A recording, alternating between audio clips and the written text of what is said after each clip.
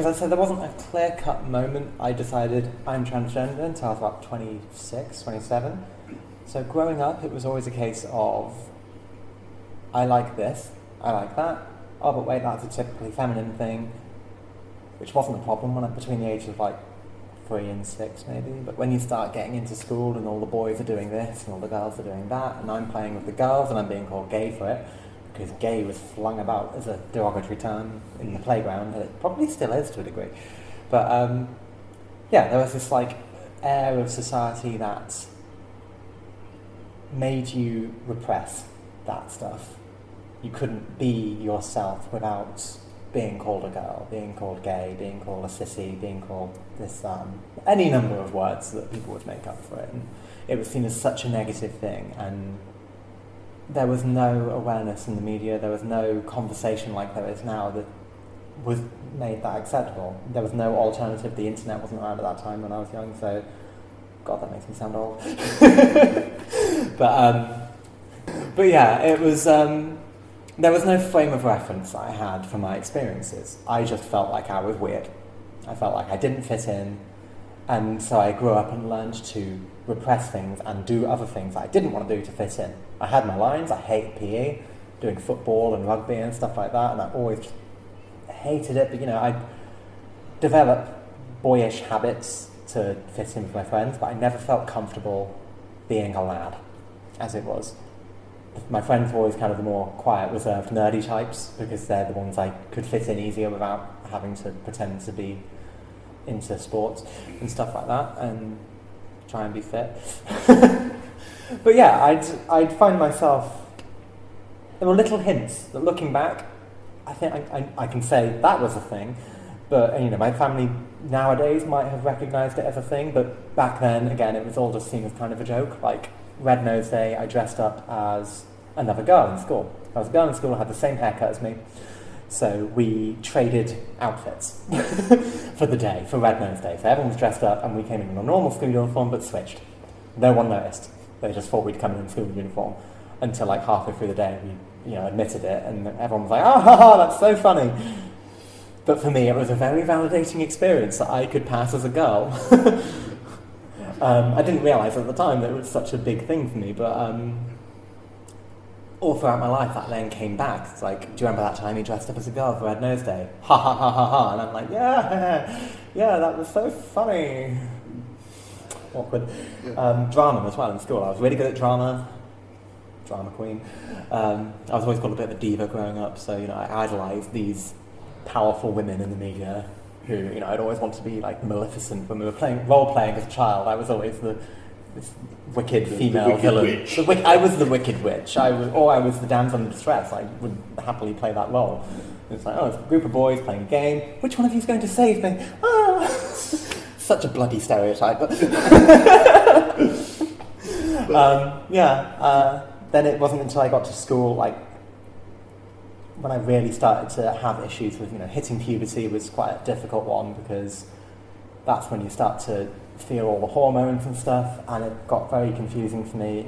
I started to ask the questions like, well, I'm attracted to boys and I'm attracted to girls, but I'm attracted to girls, but surely every guy must have thoughts about boys at some point in their life, right? Probably not, actually, I came to realise, but at the time, it was another thing that just got repressed. It wasn't talked about at the time, no one said anything. From your own experiences then, you wish there would be more open counselling, support? Absolutely. That you could have gone to ask questions. I think if I'd been a young person nowadays, I would have figured it out so much sooner. And I think other people might have had more of an awareness as well. The awareness we have in society today is much, there's people who would detract from that and say that it's harmful, but I think it's more harmful to leave it unsaid. It's more damage internally. I could have gone through so much of my life without being depressed, without feeling like I wanted to die. Because I went through especially in my teenage years, hitting depression hard in the teenage years. I'd ideate on suicide all the time. And I didn't know why. I didn't know why I was upset. I didn't know why I felt so bad, because I didn't have a vocalization for it. I didn't understand at the time why I didn't fit in. So there was no way to talk about it. so I just had antidepressants and kind of got on with it. Yeah. Yeah, and yeah. So, well, again, now moving on to how your life is now working for you, would you like to tell me a little bit about your life currently? Yeah. Well, currently, I'm still on the waiting list for actually receiving any kind of NHS care. So I came to the conclusion that I must be transgender. I'd been doing a project in college around the issue. I'd met someone the previous year who was also transgender, and she opened my eyes to the fact that transgender isn't just what is portrayed in the media when I was growing up, which was, transsexuals are prostitutes on the streets, they're working for money, or they're just the butt of the joke, essentially. That was always how I experienced it in the media, so there wasn't anything in me looking at that and thinking, that's what I want to be, because it wasn't portrayed in any kind of good light. And I think having met someone, it just opened my eyes, but it took me another year to really figure out that that was something that I was experiencing. It was only when reading into it and actually understanding that this is what the average trans growing up experience is, and I was like, this feels familiar. And so I went to my doctor, I got put on a waiting list, which was supposedly 16 months at the time. It's been 30 months now. I'm expecting an appointment by the end of April maybe, but I'm not pinning my hopes on it. They just keep elongating it at the moment. But even then, once I've had my first appointment with the clinic, I'm still expecting another 2 appointments with a psychologist at there before I get to see the doctor who would give me my diagnosis in 26 months. So in the meantime, I've gone to a company called Gender GP who offer online counselling. They do all of their appointments via Skype or via phone, so they can get you a diagnosis. They can prescribe treatment. They're GPs who have just started this side project to help people because the waiting lists are getting so long. It's ridiculous to expect someone to wait that long, because after you've realised, you cannot put that back in the box. There's no, I might be transgender. But we'll forget about that now. You can't just carry on living the way you always have, because you've seen the other side. You know what you are by that point. You know how you feel. You can't unsee. Yeah. To a degree, I always think that ignorance really is bliss, because I was uncomfortable before, but I didn't have the same level of prejudice that I do now. So it's like, there's a little part of me that wishes I could go back. Just a little one. I do feel happier now, but there's still a little part of me which wishes I didn't have the inconvenience of it all.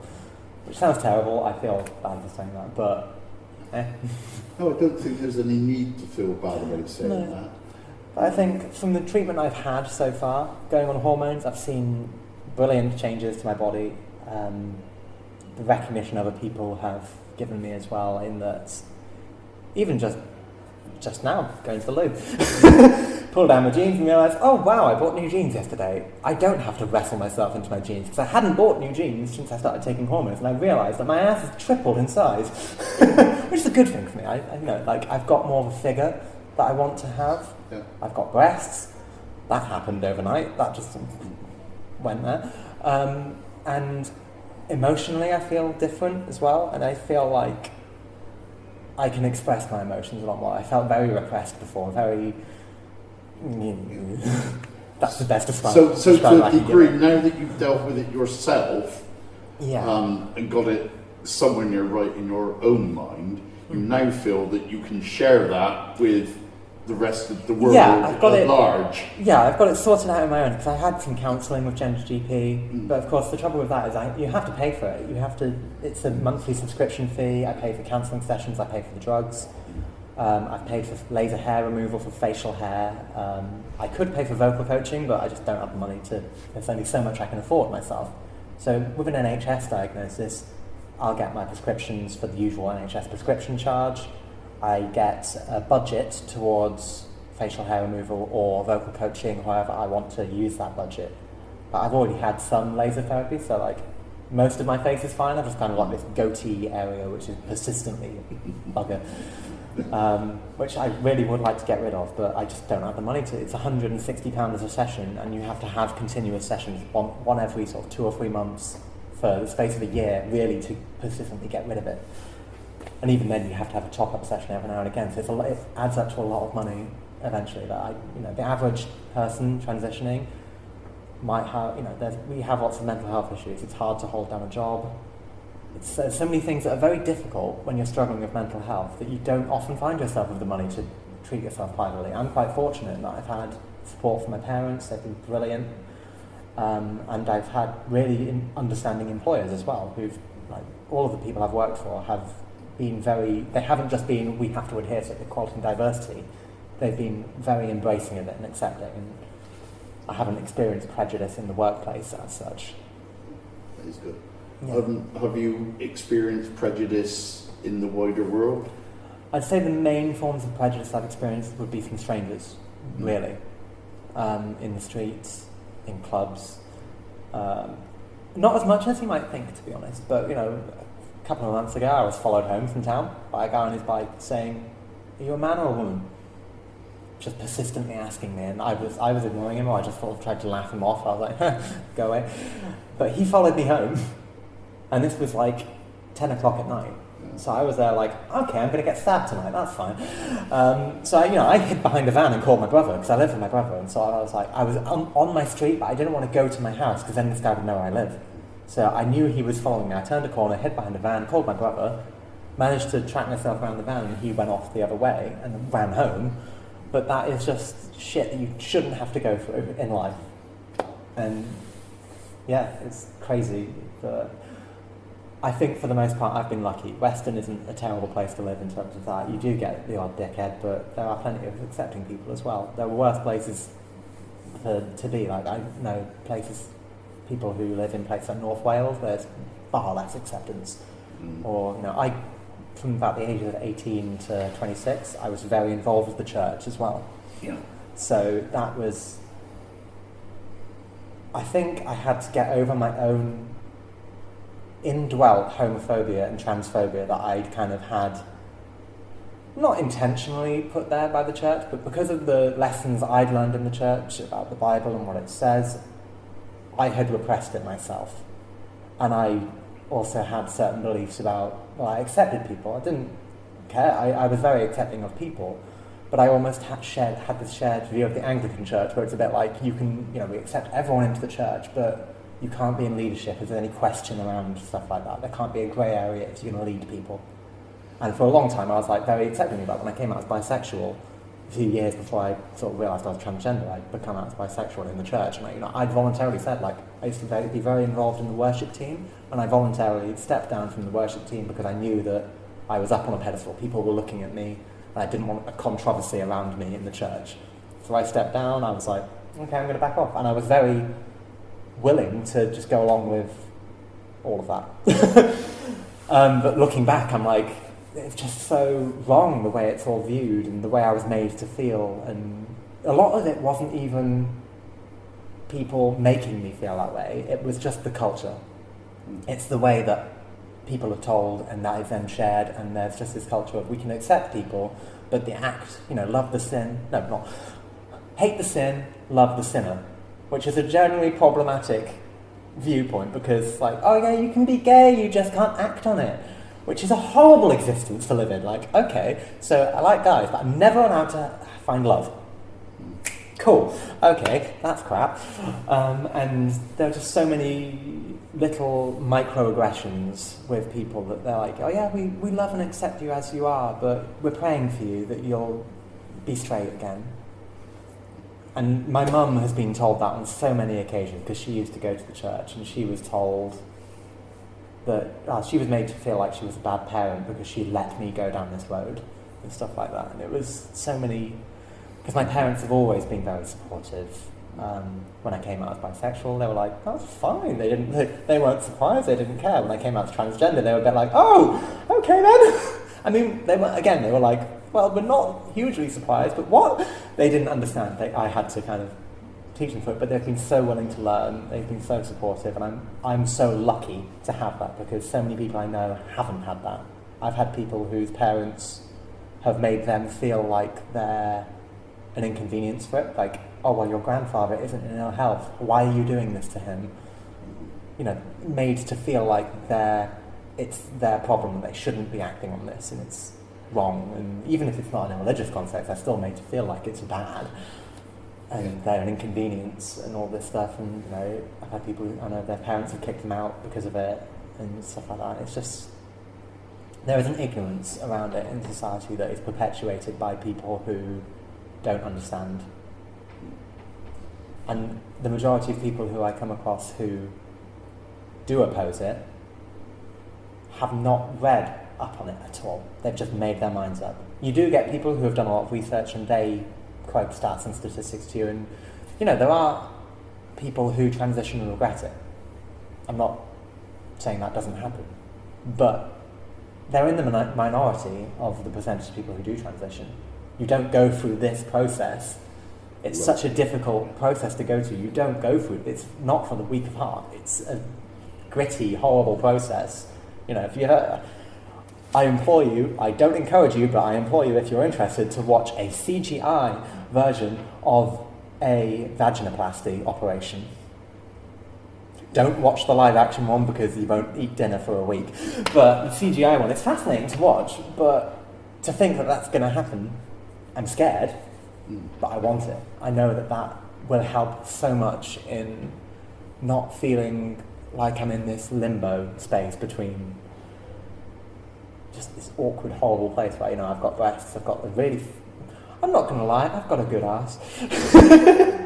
But it feels like there's this thing there that shouldn't be there. It really shouldn't be there, and I don't want it there. And I don't care if the vagina I get in the end isn't real. I just want to not have the bulge. I don't want to have the inconvenience of that being there. I think since taking hormones, my sex drive has not, like testosterone, not in my system anymore. I don't have the same sex drive I used to. I don't really care about sex that much. So the fact that they can make it perfectly functional is fine by me, but I don't feel like I care. A lot of people I've spoken to have had the operation and they just don't, they're not that fussed. And it's one of those issues people are very uncomfortable talking about, but I'm quite crude, so I don't care. And like I've had people ask me quite intrusive questions about it. I wouldn't walk up to you and say, "How's your penis doing today?" Yeah. Would you rather it be bigger? Do you think it should be a bit smaller? Are you scared your penis is too small? And you don't have that conversation with people. But people feel very inclined to ask me about mine. So, and me being me, I don't really care. I'm quite upfront about it, but you know, a lot of people just get so awkward about it, and I don't always feel like talking about it. But when I do, I'll show them the video clip of the operation. If they're being particularly persistent, I'll show them the live action. And I did have one guy who was just so... He was asking me, and he was like so fascinated about it, but I got this impression that he was taking the piss. Yeah. And so I showed him the video, and he went green. He was now like, and he stopped asking me questions after that. That's brilliant. Are you happy to introduce yourself, or would you rather stay anonymous? My name's Robin. I've been on this journey for since 2016, so about 2.5 years now. 3 years maybe. Yeah.